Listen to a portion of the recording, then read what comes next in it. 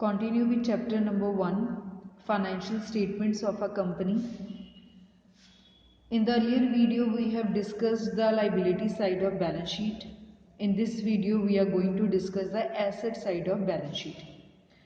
So heading will remain same, that is balance sheet as on. Format will remain same, particulars, note number, amount. इस video में अब हम assets के बारे में डिस्कस करने लगे हैं. जैसे हमने लाइबिलिटी साइड डिस्कस किया तो उसमें हमारे पास 3 मेन हेडिंग्स आती थी: share holders fund, non current liabilities and current liabilities.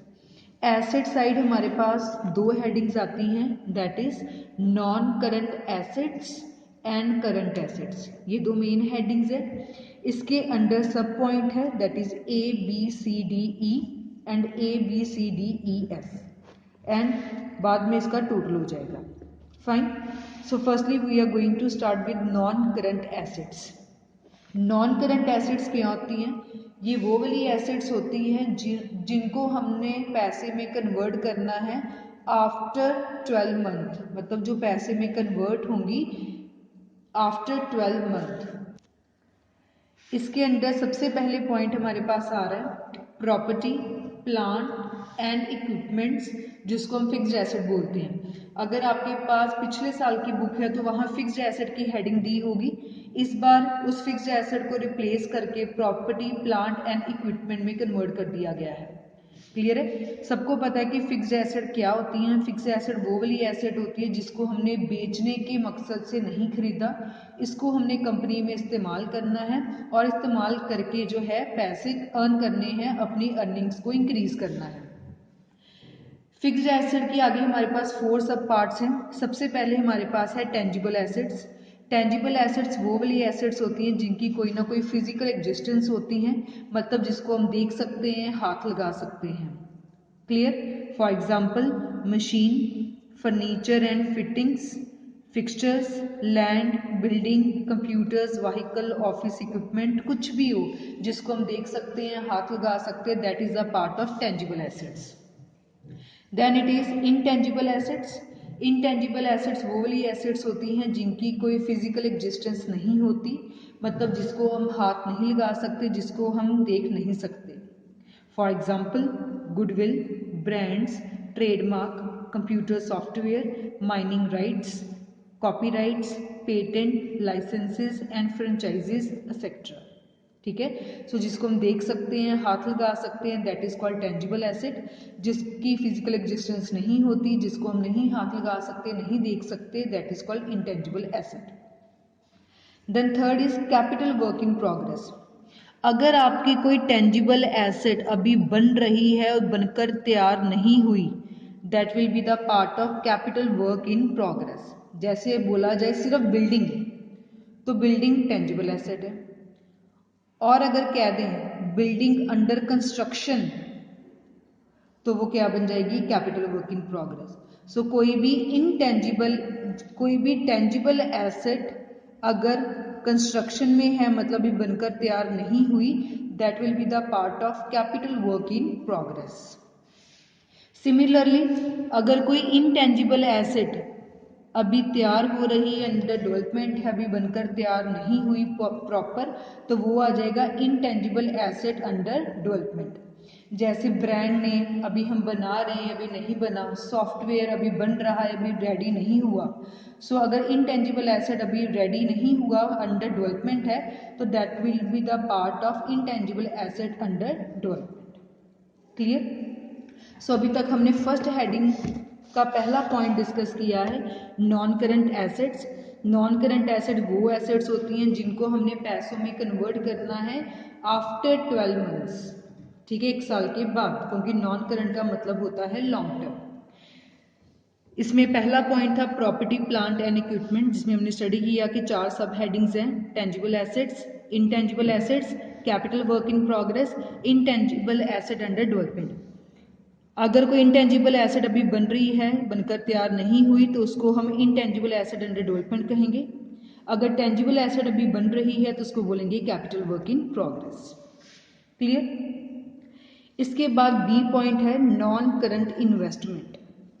Non current investment का मतलब होता है कि ये वो वाली इन्वेस्टमेंट है जो कंपनी ने कहीं की, इसका टाइम पीरियड जो है that is exceeding 12 month, 12 month से ज़्यादा इसका टाइम है, हमने कहीं बाहर पैसे इन्वेस्ट किए और इसका बेनिफिट जो है हमें आफ्टर 12 मंथ मिलेगा। हमने इसको बेचने के मकसद के साथ नहीं किया, हमने इसमें जो पैसा है वो रिटेन करने के लिए, मतलब कंपनी किसी बार ज़्यादा पैसा अर्न करती है और पैसा कहीं इन्वेस्टमेंट में लगा देती है, कहीं बाहर जमा करवा देती है, तो that is called non current investment. जो इनकी लाइफ होती है दैट इज़ एक्सीडिंग 12 मंथ्स।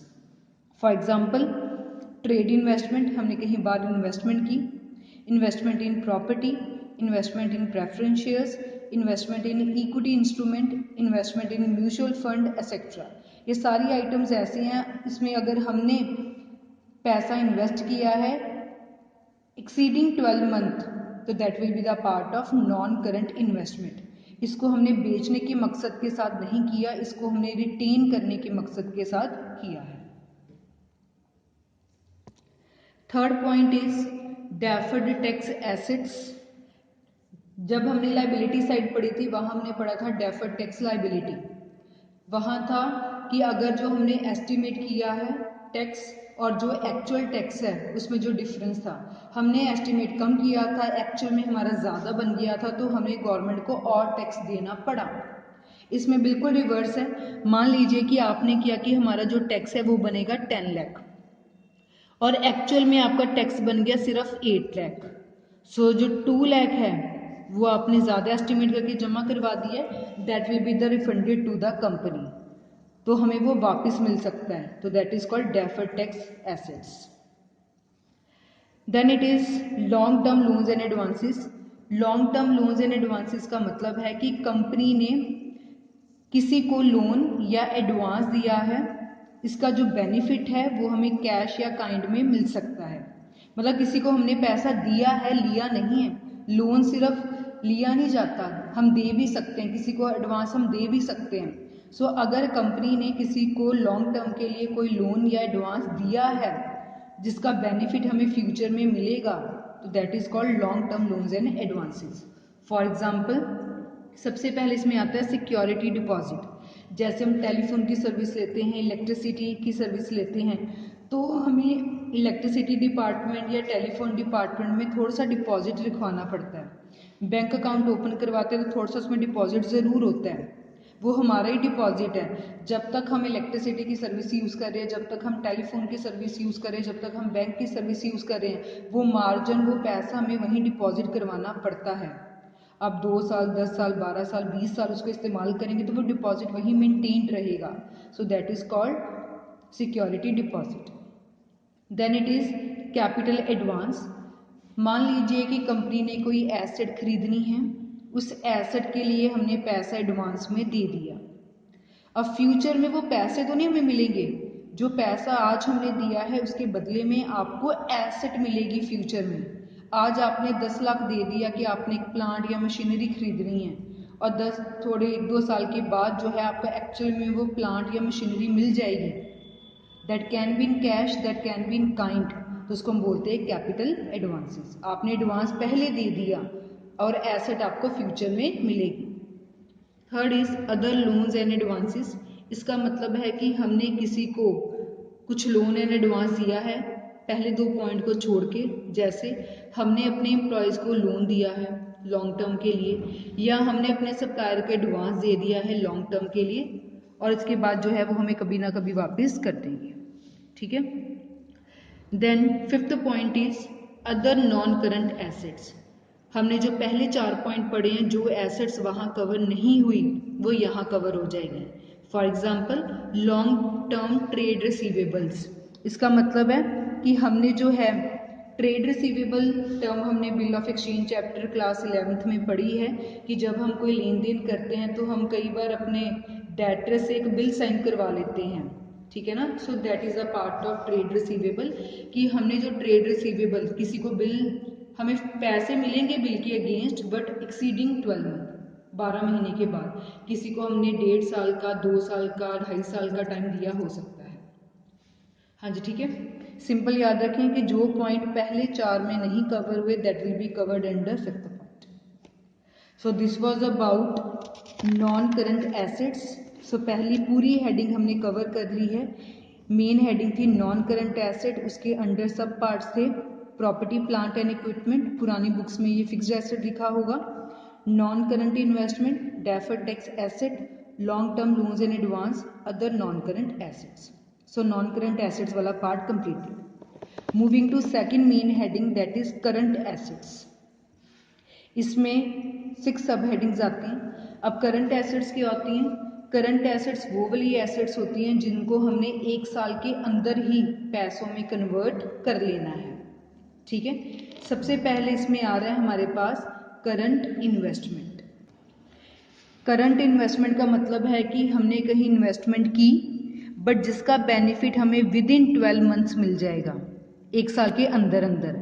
अगर 12 मंथ मतलब 1 साल के बाद मिलना था तो that is a part of non current investment, और अगर आपको 12 मंथ के अंदर अंदर मिल जाना है so that is a part of current investment. Item same है, बस टाइम से रिलेटेड है। अगर 12 मंथ के अंदर अंदर है तो करंट, अगर 12 मंथ से बाद है तो non current. Then it is inventories.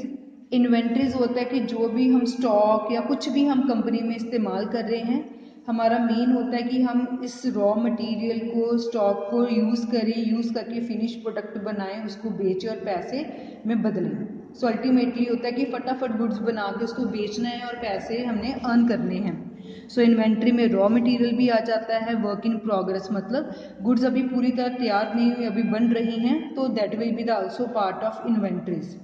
Finish goods, stock in trade, stores and spare, loose tools etcetera, ये सभी आइटम हमारी प्रोडक्शन के साथ रिलेटेड है। इन सभी आइटम को हमने इस्तेमाल करना है, गुड्स बनाकर बेच देना है। सो अल्टीमेटली हमने इसको विद इन द ईयर ही पैसों में कन्वर्ट कर लेना है। So that will be the part of current assets.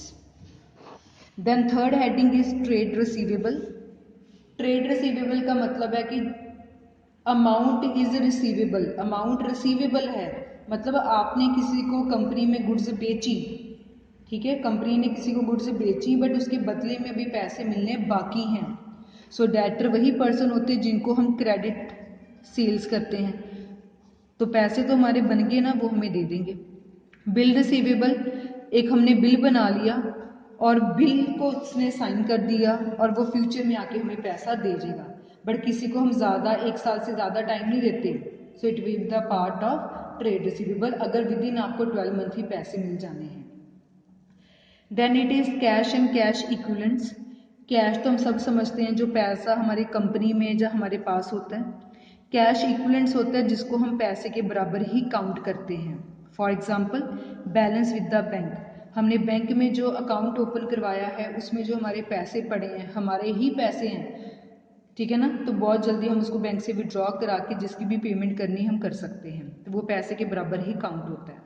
Checks, it is another form of payment और रिसीट, कि आप चेक के थ्रू पैसे दे भी सकते हैं, चेक के थ्रू पैसे ले भी सकते हैं, तो इसको भी हम कैश के बराबर ही काउंट करते हैं। ड्राफ्ट ऑन हैंड, डीडी जिसको हम बोलते हैं, ठीक है ना, वो भी पैसे के बराबर ही काउंट होती है। कैश इन हैंड्स और कुछ भी अदर्स, ठीक है। सो सिंपल मतलब है कि जो कैश आपके हाथ में है, जब आपने बैंक में रखा है या आपने चेक्स के फॉर्म में रखा है, आपने ड्राफ्ट के फॉर्म में रखा है, वो सब कुछ कैश इक्विवेलेंट्स में आता है, जिसको हम अल्टीमेटली कैश में बहुत जल्दी पैसों में कन्वर्ट कर सकते हैं। Then it is short term loans and advance. अगर हमने किसी को लोन्स एंड एडवांस दिया है रिलाइज्ड विद इन 12 मतलब उसको 12 मंथ के अंदर अंदर ही हमारा पैसा वापस करना पड़ेगा, हमने दिया है किसी को एडवांस। अगर हमने 12 मंथ्स के ज़्यादा टाइम के लिए दिया है तो that will be the part of long term loans and advance, अगर 12 मंथ से ज़्यादा है, और अगर विद इन 12 मंथ्स है तो that is a part of short term loans and advance. हाँ जी, ठीक है। Then last point is other current assets, जो पहले 5 पॉइंट में नहीं कवर हुआ वो यहाँ कवर हो जाएगा। लाइक प्रीपेड एक्सपेंस, किसी को हम 2-3 महीने पहले एडवांस दे देते हैं। एक्रूड इनकम, हमारा कोई पैसा है हमें मिलना चाहिए था, हमें नहीं मिला अभी तक, तो that is a part of other current asset. Dividend receivable, हमने कहीं इन्वेस्टमेंट की है उसके ऊपर हमें डिविडेंड, हमारे शेयर्स के ऊपर हमें डिविडेंड मिलना चाहिए बट अभी तक नहीं मिला, so other current asset. Advance tax दे दिया है, सो अदर करंट एसेट्स, ठीक है। सिंपली अगर जो पॉइंट करंट से रिलेटेड है और पहले 5 हेडिंग्स में कवर नहीं होता, that is a part of other current assets. So we are completed with the asset side of balance sheet. So पूरी बैलेंस शीट हमने कवर कर ली है। इससे पहले वाली वीडियो में हमने लाइबिलिटी साइड को डिस्कस किया और इसमें हमने एसेट साइड को डिस्कस किया। एसेट में सिर्फ 2 मेन हेडिंग्स हैं, non current assets and current assets. जो इसके अंडर आपको ये पॉइंट्स गिवन हैं, ये आपके लिए सब हेडिंग्स है। क्लियर? सो दीज आर सब headings. So hope it is clear to you with the assets and liabilities side of balance sheet of chapter number 1, financial statements of a company.